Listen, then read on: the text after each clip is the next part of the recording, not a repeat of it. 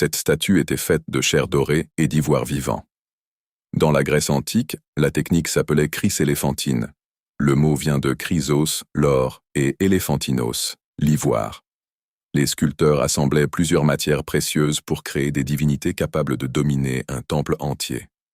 Le corps n'était pas taillé dans un bloc unique. Il était construit sur une armature en bois. L'ivoire formait la peau.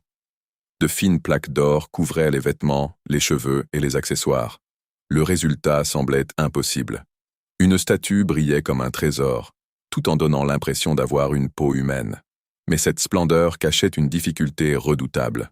L'ivoire pouvait se fissurer avec la sécheresse. Le bois pouvait se déformer. L'or pouvait être retiré, fondu, puis réutilisé. La plus célèbre statue chryséléphantine représentait Zeus à Olympie.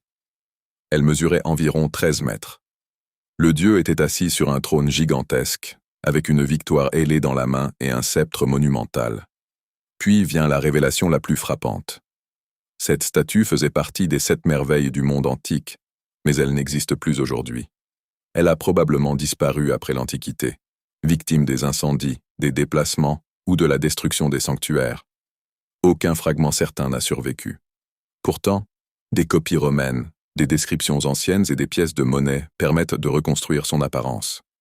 L'or n'était donc pas seulement décoratif, il signalait la puissance, la richesse et la présence divine. Et l'ivoire ne servait pas uniquement à rendre la statue élégante. Sa surface claire captait la lumière et donnait au visage une apparence presque humaine. La statue chryséléphantine n'était pas une simple sculpture. C'était une illusion sacrée, conçue pour transformer des matériaux rares en présence divine.